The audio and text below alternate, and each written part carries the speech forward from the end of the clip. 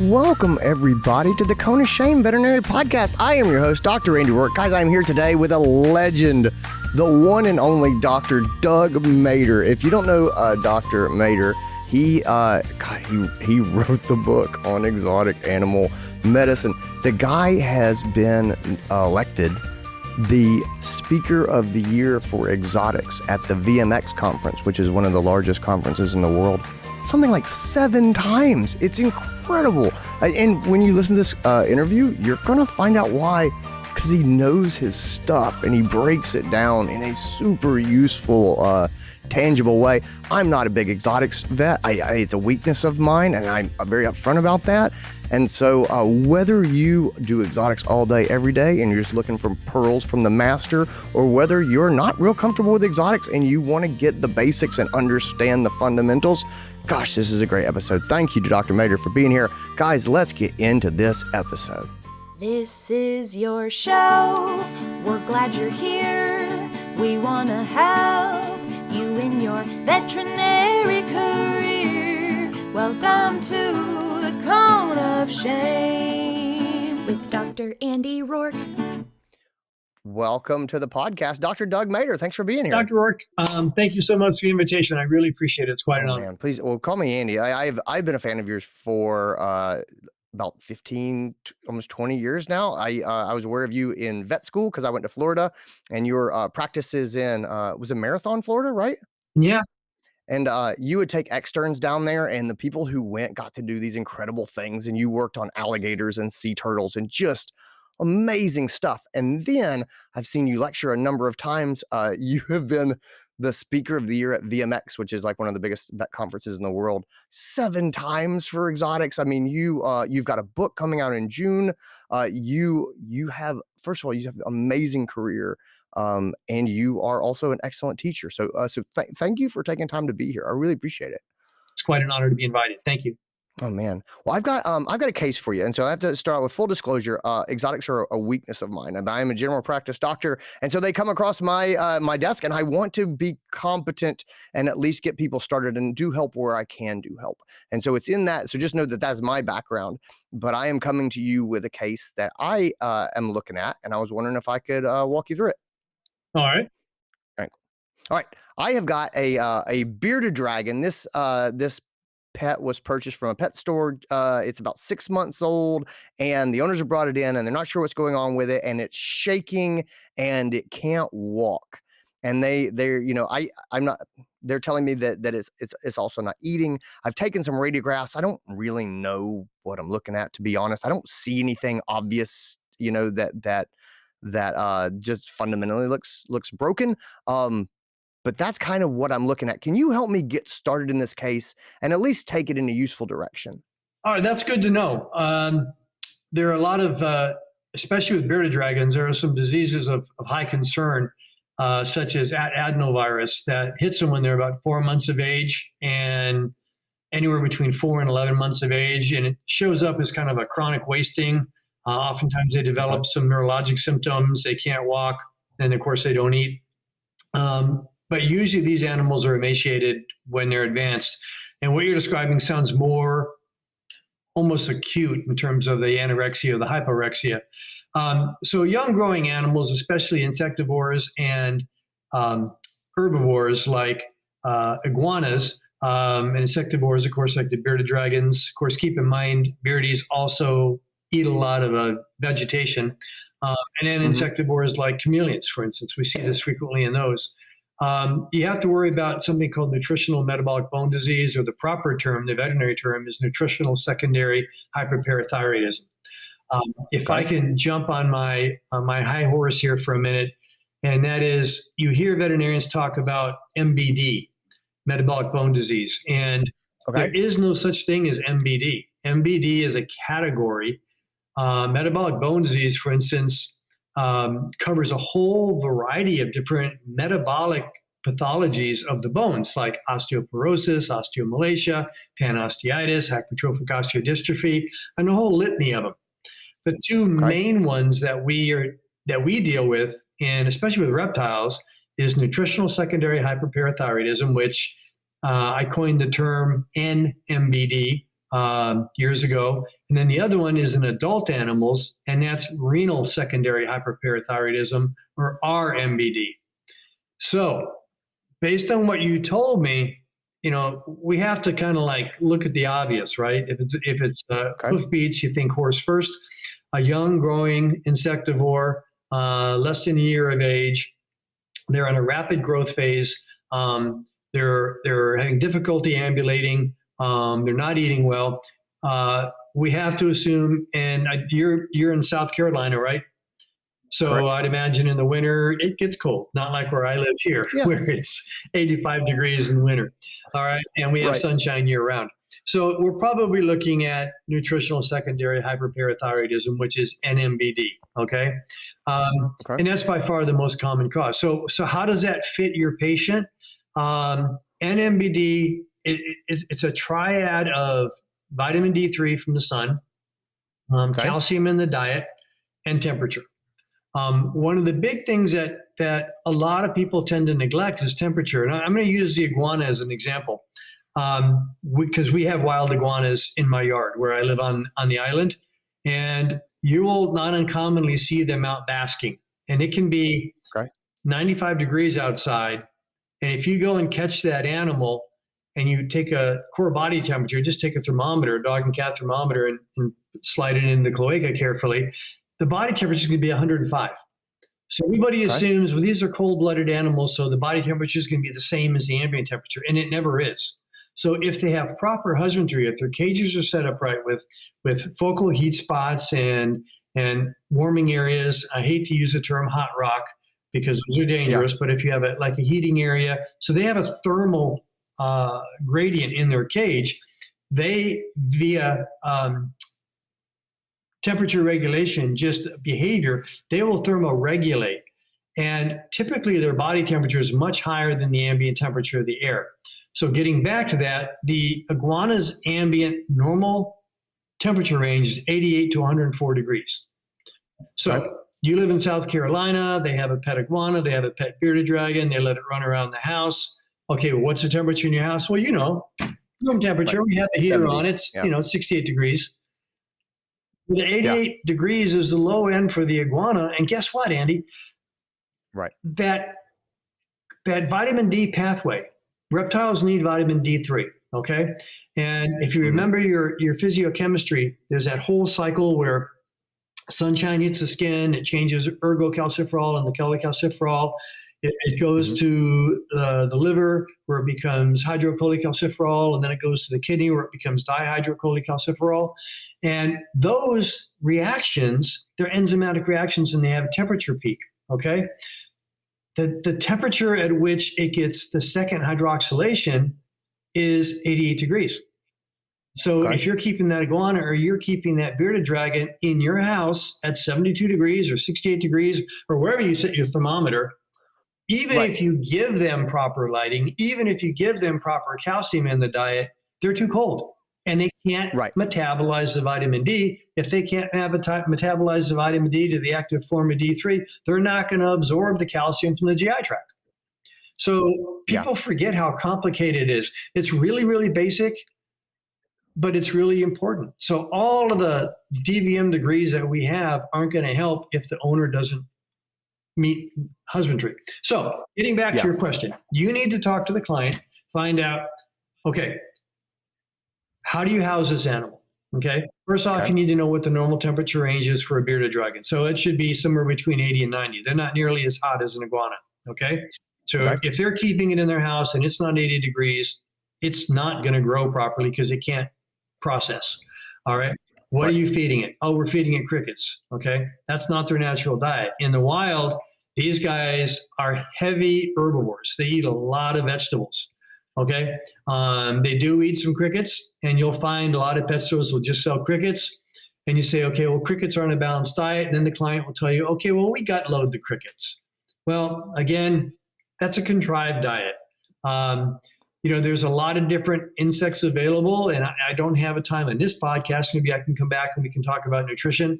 But the bottom line is they need to be feeding a balanced diet. So let's just encapsulate that for now, okay? They have to have the right temperature, the right diet. Then they have to have the proper lighting.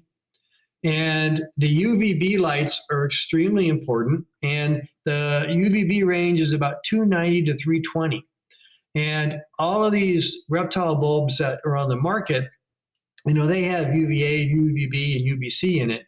And interestingly enough, if you can see my hands, so let's say this is a light, the amount of UVB that's produced by a bulb this big is only in the center about 2%. That's it. Gotcha. And that only travels about 18 inches. So if they've got a light on the ceiling, or it's a whole light, they wear out, the phosphors wear out on the inside, it doesn't produce any UVB. So again, everything interacts with itself. So a big part of what you do as a doctor when you talk to this client is you got to play detective. You got to get all these facts, because you can give them all the right medicine and I can tell you what dose and what milligram to give. But if they don't do their homework, everything you do is not going to work. And then they get upset with you as a vet because I spent all this money and it's still not getting better. Well, you did everything right, but it's a teamwork. Okay. So x-rays. Sometimes it's hard to tell. You take an x-ray and some of these reptiles, especially like the bearded dragons, they've got all those spikes and thorns and everything. Yeah. It's hard to see what's on the inside. It really is. Okay. So if you can't tell, don't feel bad, because a lot of us can't tell, especially in young growing animals. They don't have fully calcified bones anyway, because they're still young and growing. Right. But then if you add in on top of that an animal that's got nutritional metabolic bone disease, the bones are softer and they're not as radiodense. So it's hard to assess. Okay. So things like pathological spinal fractures, which may be why it's not walking, you may not see it just because it's really hard to see. So don't feel bad about that. So I'm glad you took the radiographs, because oftentimes if they got really good bones, that's important. But oftentimes it's kind of iffy. So it can be a challenge. Other things that you can do, I hear about veterinarians, well, let's take some blood and do an ionized calcium. Okay.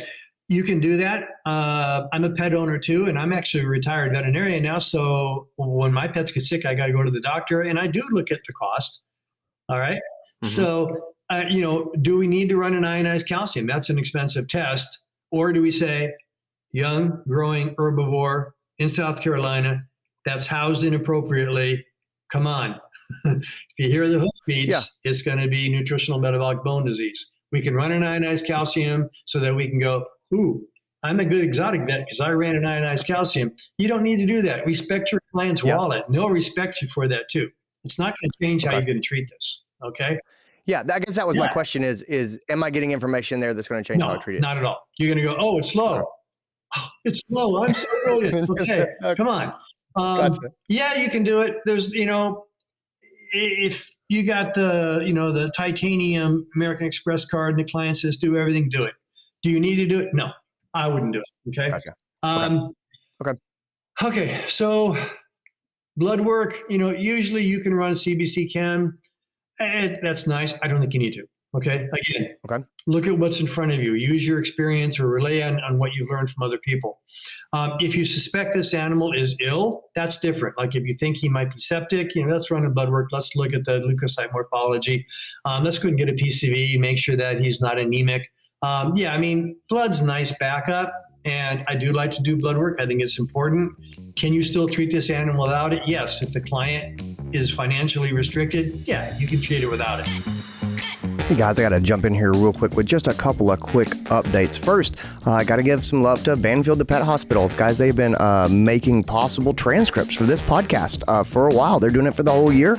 It is something that I really want to have happen, and it's something they stepped up in the name of increasing accessibility and inclusion in our profession and providing information so that everybody can have access to it. So anyway, it was a wonderful thing that they did not have to do, that they said was their mission, and then they followed through and really made this thing possible. So anyway, spread the word for anyone who would take advantage of transcripts of the episodes. We are so happy to offer them. You can find them at DrAndyRoark.com. There's links in the show notes below down to that. Guys, let's see, what else have we got going on? We have got over on the Uncharted Veterinary Podcast. You're a podcast listener. You might be interested in the other podcast that I host with my friend Stephanie Goss. Last week, we did an episode on what happens when your direct boss's style is the polar opposite of yours. How do you survive? How do you bridge the gap? How do you work effectively? If that's of interest to you, check out the Uncharted Veterinary Podcast, the link in the show notes. This week came out yesterday. We're talking about, do you really need an online pharmacy? And how do you make it worth your while. So anyway, guys, those are some episodes over at Uncharted Veterinary Podcast. Take a listen, see if they're for you. With that, let's get back into this episode. All right, so where are we going to go with this? Number one, and this is where your technicians are really important, and make sure your technicians are well versed with this. And you said you're not 100% comfortable with exotics. Well, when you start getting into exotics, it's a good idea to get a good technician that's got a good background in it, understands the biology and the husbandry, pay them really well, and they are going to save you a ton of money and make you a ton of money. And the clients are going to love it because they're a source of information. They're great support for veterinarians. We all need really good technicians. So you get the technician in there to talk to them and educate them, and then you can go off and see your next client. So they're going to discuss the husbandry, and we already talked about that. Temperature, diet, and light. Those are extremely important. Okay, what can we do medically? If the animal has pathological fractures, which oftentimes they do because they have soft bones because of the calcium deficiencies, analgesics. We tend to forget that animals hurt. So if we see an animal that, let's say, has a broken limb, and that's not uncommon, or even a broken back, and I'm gonna circle back to that in a second, but analgesics and NSAIDs. There's nothing wrong with giving NSAIDs. I like ketofen personally. I know a lot of people use meloxicam. I don't know that you need to jump into the opioids, but I certainly use a lot of NSAIDs in these guys. Supplements, make sure they get calories. There's a lot of good commercial herbivore and insectivore diets on the market. I don't need to mention names, but we all know who the big players are, and they're excellent. They're great diets. Let's see. Vitamin D3 supplements. There are some very good commercial reptile vitamin supplements, but when you get them, make sure you get one that has D3 in it.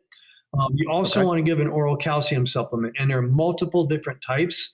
And the best ones are the liquid ones. Unfortunately, they stopped making them. So they pretty much all come as a tablet now, which you can have compounded through any of the compounding pharmacies into a liquid. And the only reason I say that is because A, they're easier to give. You can flavor them like a banana or something like that. And B, the liquid forms tend to be more bioavailable.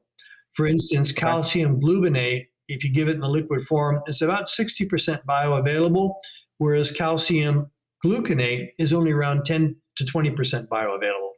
So give a good calcium supplement that the owner can give. If they try and give the calcium supplement and the patient fights it, we both know the owner's not going to give it. So analgesics if needed, calcium supplements, absolutely necessary. Vitamin D3 supplement, absolutely necessary. If the animal has some pathology, let's say it's got a long bone fracture like a femur or a humerus, put a splint on it. A wiggling bone is very painful. And these splints shouldn't be big and bulky. A simple paper tape splint around the humerus or the femur or the distal limb really makes that animal comfortable by immobilizing the fracture. And it can take them 6 to 8 weeks or more to heal.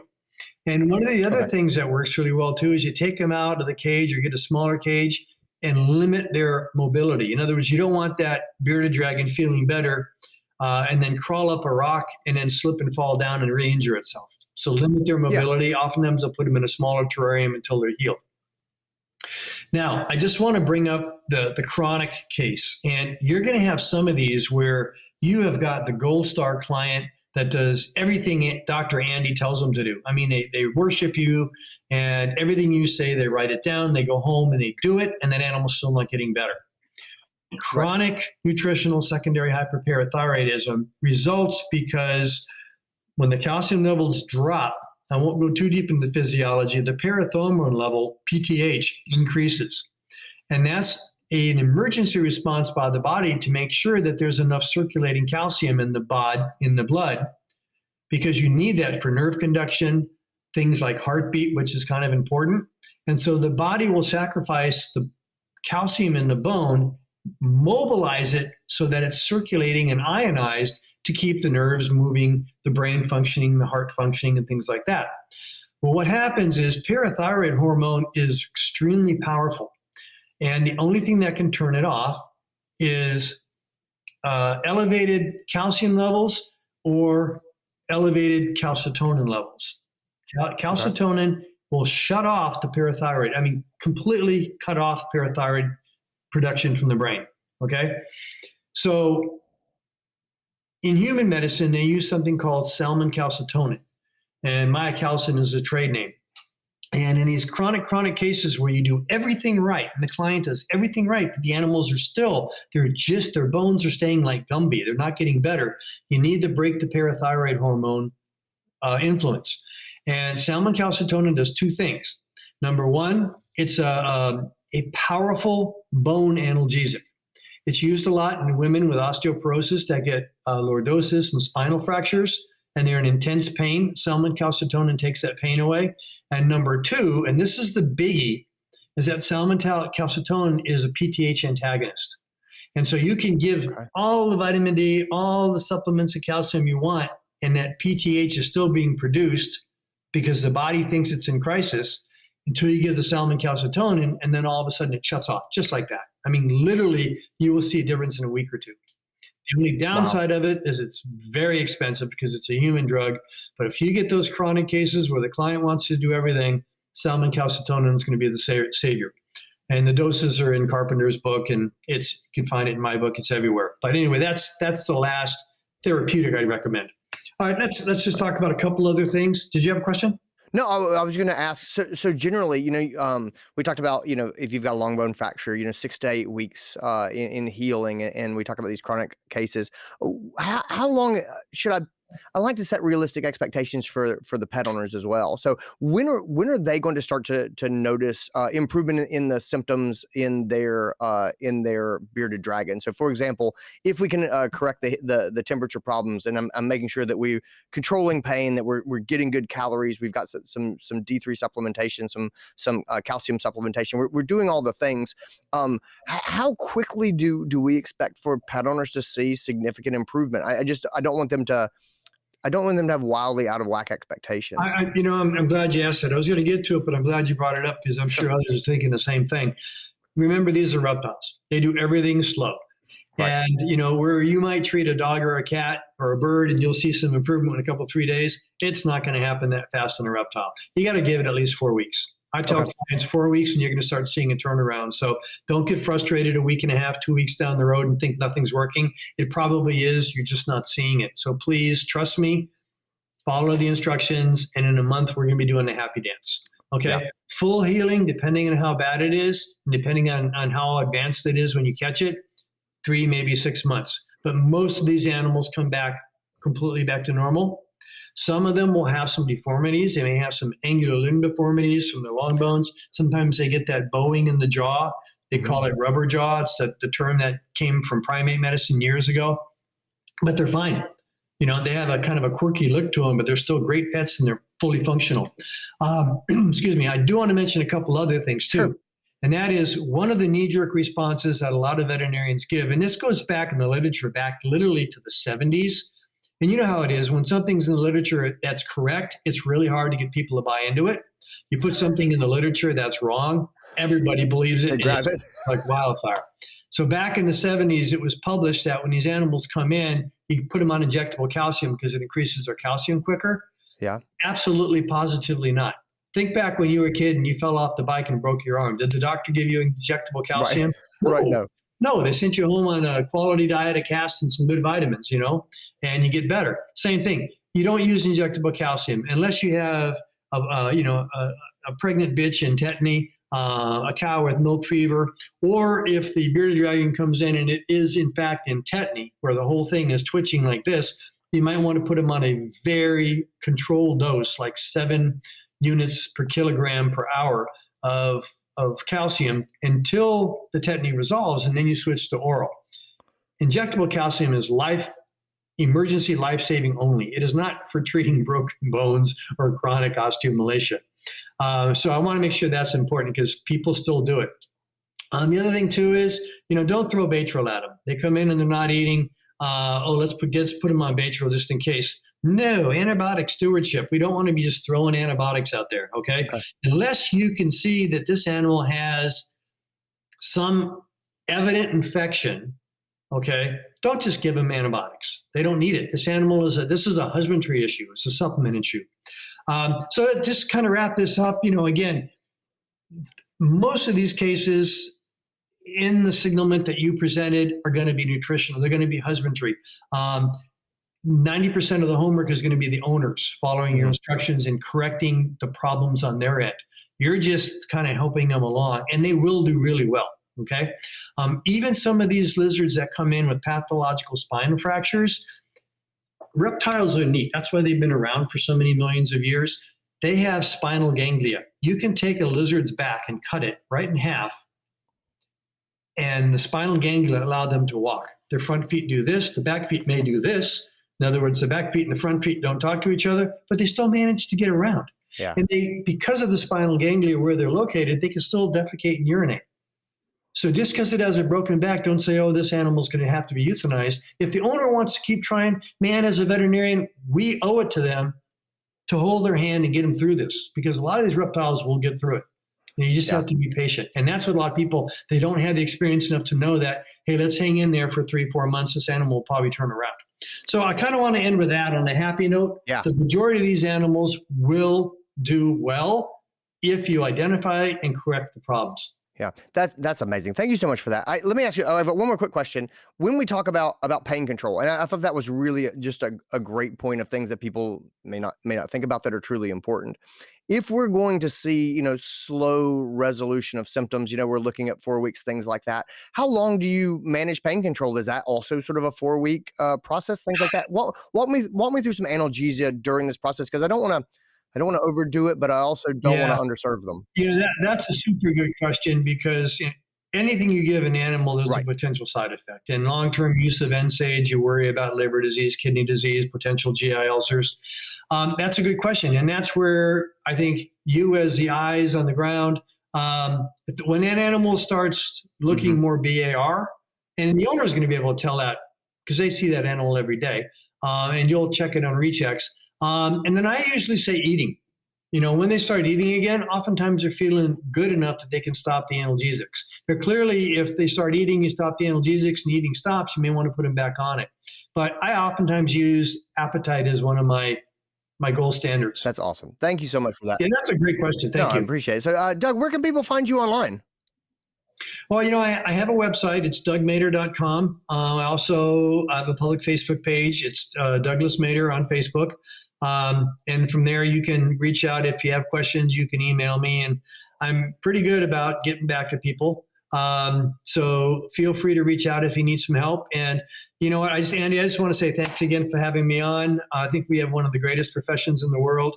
I hear a lot of people say, I would never do this again. And I'll tell you what, I've been doing it for nearly 4 decades. I would do it all over again starting tomorrow. I love it. I love what we do. That human-animal bond is so special.